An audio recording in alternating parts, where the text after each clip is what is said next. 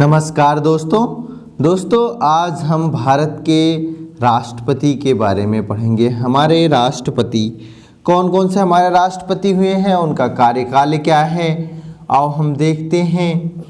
जैसे हमारे प्रथम राष्ट्रपति, भारत के प्रथम राष्ट्रपति कौन थे? डॉक्टर राजेंद्र प्रसाद। डॉक्टर राजेंद्र प्रसाद जी का कार्यकाल कितना था? 1950 से लेके 1962 तक। उसके बाद हमारे दूसरे राष्ट्रपति हुए हैं डॉक्टर सर्वपल्ली राधाकृष्णन। डॉक्टर सर्वपल्ली राधाकृष्णन जी का कार्यकाल कब से कब तक था? 1962 से 1967 तक। फिर हमारे तीसरे राष्ट्रपति हुए हैं डॉक्टर जाकिर हुसैन। इनका कार्यकाल क्या है? 1967 से 1969। और फिर चौथे हमारे राष्ट्रपति हुए हैं वी गिरि जी, और इनका कार्यकाल क्या था? 1969 से 1974। फिर हमारे पांचवें राष्ट्रपति हैं फ़खरुद्दीन अली अहमद जी। अब इनका कार्यकाल कितना है? 1974 से 1977। फिर उसके बाद हमारे जो राष्ट्रपति हुए हैं नीलम संजीव रेड्डी जी। इनका कार्यकाल 1977 से 1982 तक।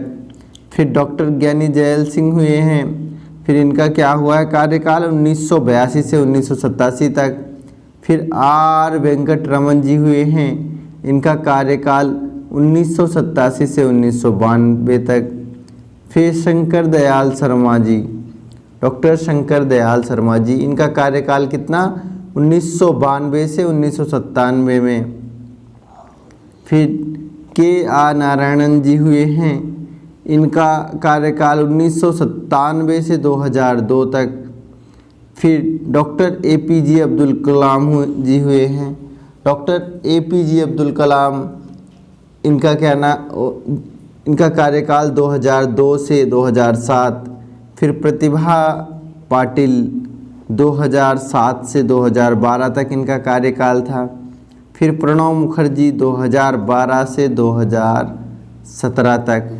और अभी हमारे देश के वर्तमान राष्ट्रपति कौन हैं? रामनाथ कोविंद जी। इनका कार्यकाल कितना है? 2017 से लेकर अब तक। अब देखो ये लिस्ट जो है, इससे कई बार बहुत सारे सवाल सीधे सीधे एग्जाम में पूछ लिए जाते हैं। जैसे भारत के प्रथम राष्ट्रपति कौन थे? भारत के प्रथम राष्ट्रपति डॉक्टर राजेंद्र प्रसाद।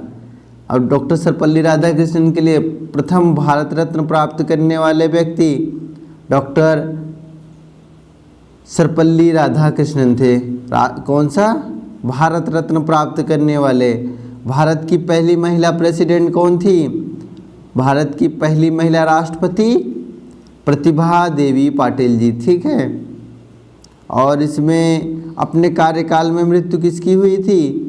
डॉक्टर जाकिर हुसैन की। इस तरह के भी क्वेश्चन आपको विभिन्न प्रतियोगी परीक्षाओं में पूछ लिए जाते हैं। ठीक है। आगे देखते हैं अब इनका राष्ट्रपति का चुनाव कैसे होता है, किस तरह से हमारे देश में कार्य करते हैं और ये क्या इनका उपयोगिता है। अब देखते हैं राष्ट्रपति की। राष्ट्रपति के बारे में कहा जाता है, राष्ट्रपति हमारे देश का कार्यकारी प्रमुख होता है। राष्ट्रपति हमारे देश का कार्यकारी प्रमुख होता है। भारत में सभी कार्य राष्ट्रपति के नाम से किए जाते हैं। जो भी कानून बनाना हो संसद को, बिना राष्ट्रपति की अनुमति के संसद कोई कानून नहीं बना सकता। जब तक संसद राष्ट्रपति जो है उस पर अपना सिग्नेचर नहीं करता है, तब तक वो कोई भी कानून नहीं माना जाता। हालांकि राष्ट्रपति सिग्नेचर के लिए बाध्य होता है, संसद जो है इनके कार्यों के लिए बाध्य होता है, लेकिन फिर भी बिना उसकी सिग्नेचर के कोई भी एक्ट कानून नहीं बनता है। ठीक है।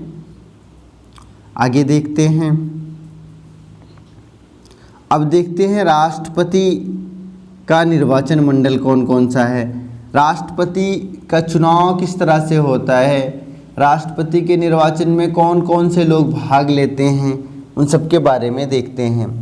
राष्ट्रपति के निर्वाचन में भाग लेते हैं जैसे हमारा दिल्ली है, पांडिचेरी है और जम्मू, इस तरह के जो संघ के विधानसभा क्षेत्र हैं, ये किसके हैं? संघ के विधानसभा क्षेत्र, इनके निर्वाचित सदस्य भाग लेते हैं। उसके बाद राज्य की विधानसभाओं के निर्वाचित सदस्य, जितने भी राज्य हैं हमारे देश में, सभी के राज्य में जितने भी राज्य हमारे देश में, सभी के निर्वाचित सदस्य भाग लेते हैं विधानसभा के। ठीक है। संसद के दोनों सदनों के निर्वाचित सदस्य, निर्वाचित सदस्य का मतलब जो चुनाव लड़के आए हैं और जीत के आए हैं। ठीक है। मनोनीत नहीं किए गए हों, जो मनोनीत किया गया है समझ लो वो संसद राष्ट्रपति के निर्वाचन में भाग नहीं लेता है। ठीक है। आगे देखते हैं दोस्तों, अगर आप हमारे चैनल पर नए हैं तो हमारे चैनल को ज्वाइन करें यूट्यूब पर, हमारे चैनल को लाइक करें, सब्सक्राइब करें, शेयर करें और बेल आइकन दबाना ना भूलें, जिससे आपको हमारी अगले वीडियो की नोटिफिकेशन मिलती रहे। आगे देखते हैं दोस्तों, राष्ट्रपति के निर्वाचन की योग्यता। अभी तो हम देख रहे थे राष्ट्रपति के निर्वाचन में कौन कौन से लोग भाग लेते हैं। अब जिसको राष्ट्रपति बनना है, राष्ट्रपति के लिए पद के लिए वो करना है, अप्लाई करना है, उसकी क्या योग्यता होनी चाहिए? राष्ट्रपति के लिए जो योग्यता है वो हम देखते हैं। एक तो राष्ट्रपति की योग्यता के लिए कोई लाभ का पद धारण ना करता हो। कोई लाभ का पद का धारण ना करने का मतलब कि वह भारत सरकार में या किसी भी राज्य सरकार में किसी तरह या के नियंत्रण या किसी स्थानीय सरकार में किसी तरह का पदाधिकारी नहीं होना चाहिए। कोई भी पदाधिकारी है जो वो लाभ का पद माना जाता है। जितनी भी गवर्नमेंट जॉब्स हैं, अगर उससे कोई करता है तो जो उससे इसकी आय होती है उसे किसमें? लाभ के पद में रखते हैं। तो राष्ट्रपति के निर्वाचन के लिए कम से कम कोई भी लाभ का पद नहीं होना चाहिए। ठीक है। और नंबर 2, लोकसभा सदस्य के बनने की योग्यता रखता हो। क्या करता हो? जो हमारी लोकसभा है, जो सांसद बनते हैं, उसकी योग्यता रखता हो बनने की, और 35 वर्ष आयु पूर्ण कर चुका हो। और राष्ट्रपति के निर्वाचन के लिए आयु कितनी रखी गई है? 35 वर्ष। नंबर भारत का नागरिक होना चाहिए। ठीक है। ये राष्ट्रपति के निर्वाचन के लिए योग्यता है।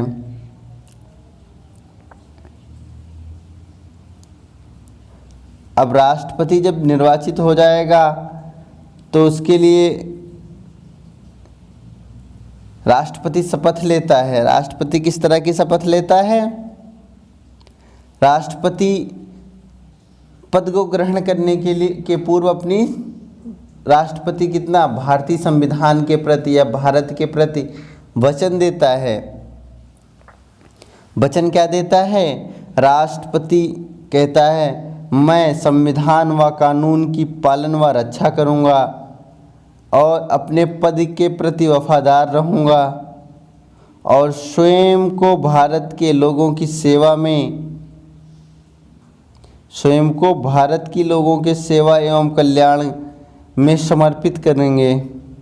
क्या कहता है राष्ट्रपति अपनी शपथ में कि मैं संविधान व कानून का पालन व सुरक्षा व रक्षा करूँगा और अपने पद के प्रति वफादार रहूँगा और स्वयं को भारत के लोगों की सेवा व कल्याण के लिए समर्पित करेंगे या करूँगा। ठीक है।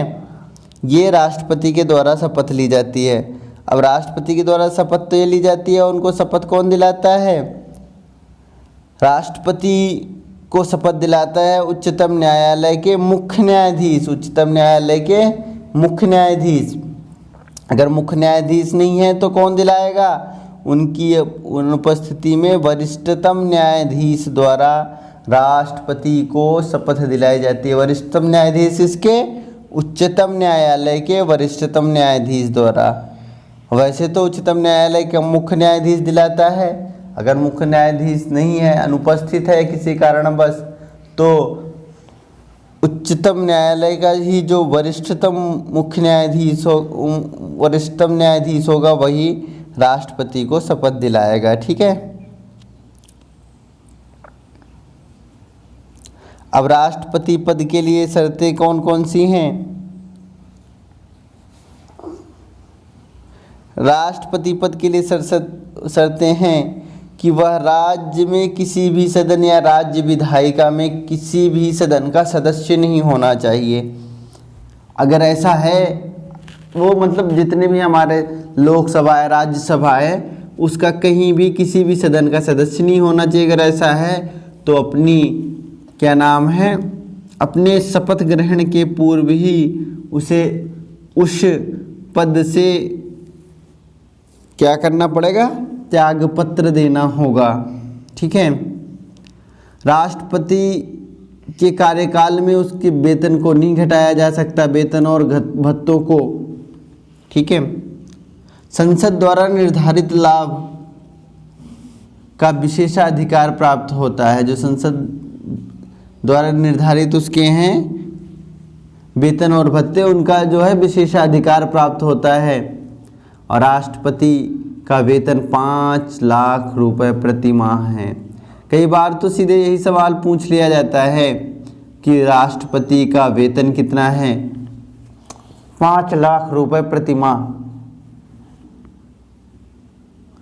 आगे देखते हैं दोस्तों, राष्ट्रपति की शक्तियों के बारे में बात करते हैं। तो राष्ट्रपति की जो कूटनीतिक शक्तियां हैं, ये क्या करता है? किसी भी अंतर्राष्ट्रीय मंच पे जो भारत का प्रतिनिधित्व करते हो, जैसे राजदूत, कूटनीतिज्ञ और भी जो भी युक्तियां होती हैं, जो लोग भारत के बाहर से आते हैं उनका स्वागत करना, इन सब चीज़ों का चयन जो करता है राष्ट्रपति ही करता है। लेकिन इसके लिए वह स्वतंत्र नहीं है, संसद की अनुमति अनिवार्य है। लेकिन जितनी भी कूटनीतिक शक्तियां हैं, राजनयिक हैं, इन सब का चयन जो है कौन करता है? राष्ट्रपति ही करता है। ठीक है।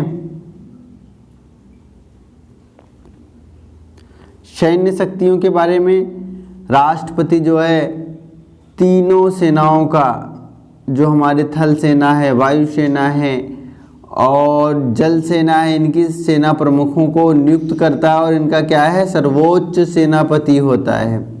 इनकी नियुक्ति भी राष्ट्रपति के द्वारा की जाती है और इनका सर्वोच्च सेनापति भी माना जाता है। ठीक है। वह युद्ध अथवा शांति की घोषणा करता है और संसद की अनुमति के वह कोई अगर किसी देश में हमारे युद्ध हो रहा है या शांति की घोषणा करनी है तो राष्ट्रपति करता है, लेकिन क्या करता है? संसद की अनुमति के अनुसार करता है। जब संसद कहता है कि हाँ अब है, तब करता है। ठीक है। और हमारे राष्ट्रपति को आपातकालीन शक्तियां दी गई हैं। और कितनी आपातकालीन शक्तियां हैं? 3। राष्ट्रीय आपात अनुच्छेद 352 बहुत ही इम्पोर्टेंट फैक्ट है कि जो राष्ट्रीय आपात की घोषणा करता है तो कहीं ना कहीं तो होगा हमारे संविधान में लिखा हुआ। जब कहता है कि हम पूरे संविधान की रक्षा पालन करेंगे, तो राष्ट्रीय आपात की घोषणा अनुच्छेद 352 के अनुसार कर सकता है। राष्ट्रपति का शासन जो है, राष्ट्रपति शासन कर सकता है किसे? अनुच्छेद 356 से और 365। ठीक है। राष्ट्रपति शासन का जो आदेश देता है अनुच्छेद 356 और 365। ठीक है। वित्तीय आपात क्या है? अनुच्छेद 360 के अंतर्गत वित्तीय आपात की घोषणा करता है। ठीक है।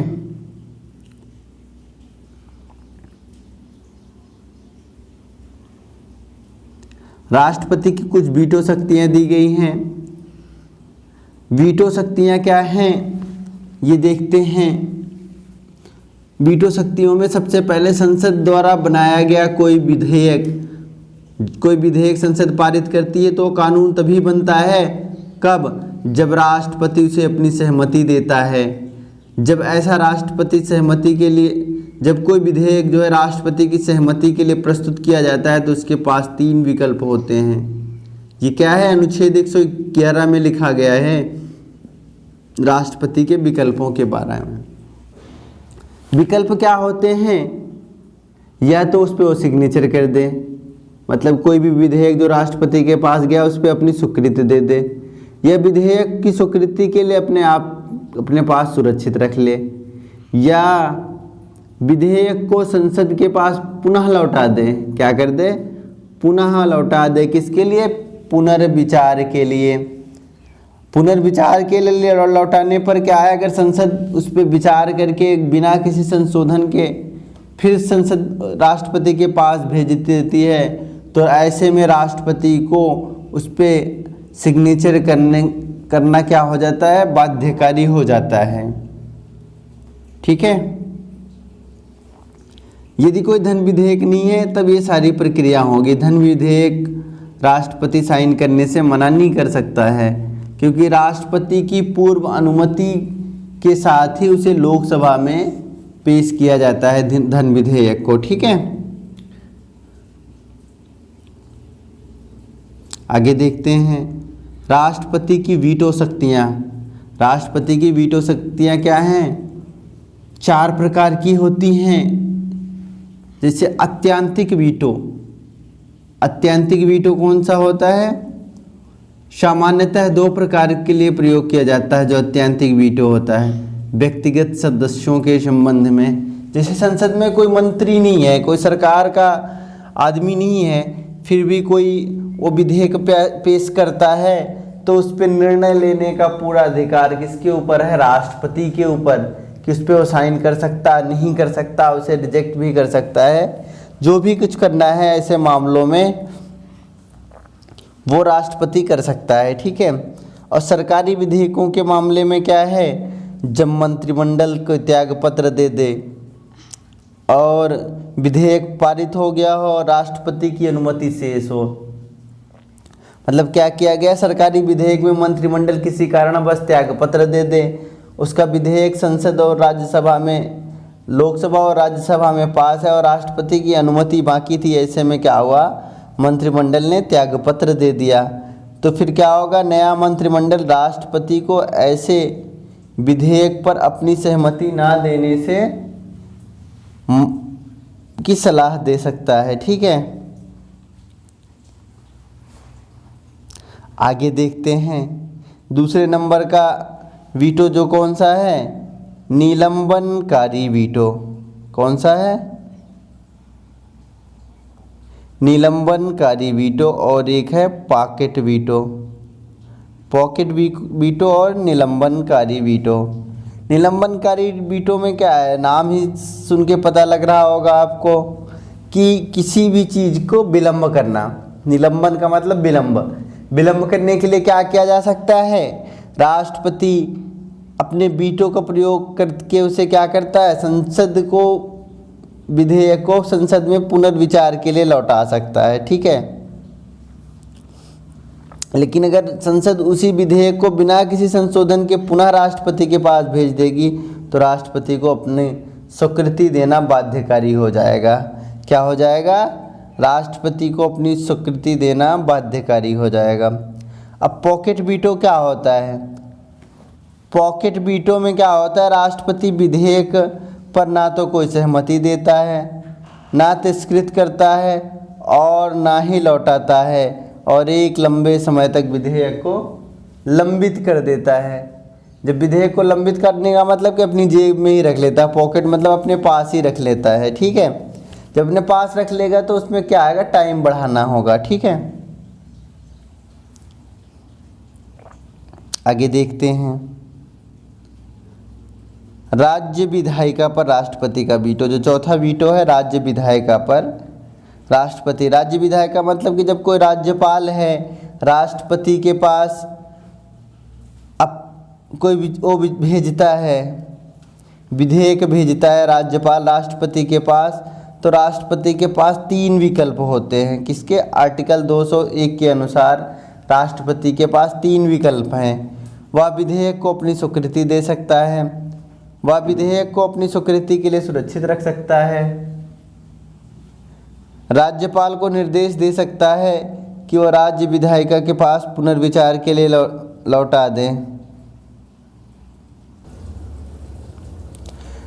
वह राज्यपाल को क्या कर सकता है? निर्देश दे सकता है और राज्य विधेयक को राज्य विधायिका के पास पुनर्विचार के लिए लौटा सकता है। ठीक है। अब राष्ट्रपति की अध्यादेश जारी करने की शक्तियां। अध्यादेश किसके कारण जारी कर सकता है? अनुच्छेद 123 के अनुसार। अध्यादेश कब जारी करना पड़ता है? मान लो किसी कारणवश हमारे देश में संसद नहीं चल रही है, जैसे अभी कोरोना काल में आपने देखा होगा कि हमारे देश में संसद काम नहीं कर रही थी, तो ऐसे टाइम में अध्यादेश जारी करता है। अध्यादेश की शक्ति जो है संसद के द्वारा बनाए गए कानून के बराबर ही होती है। ठीक है। लेकिन क्या होते हैं? ये स्वभाव में अल्पकालिक होते हैं, मैक्सिमम में 6 महीने तक ही कार्य कर सकते हैं, क्योंकि संसद के 2 सत्रों के बीच में जो मैक्सिमम ड्यूरेशन होता है उसके बीच उस अध्यादेश को एक्ट बनाने के लिए संसद में पेश करना पड़ता है और उसे एक्ट बना के ही आगे प्रभावकारी रखा जा सकता है, वरना 6 महीने के बाद ये अपने आप ही स्वतः समाप्त हो जाते हैं। अध्यादेश जो जारी करता है ना, उसकी शक्तियां जो हैं कानून के बराबर होती है, जो संसद के द्वारा बनाया गया कानून है। दोस्तों, अगर आप हमारे चैनल पर नए हैं तो हमारे चैनल को लाइक करें, सब्सक्राइब करें, शेयर करें और बेल आइकन दबाना ना भूलें, जिससे आपको हमारे अगली वीडियो की नोटिफिकेशन मिलती रहे। चैनल पर बने रहने के लिए धन्यवाद।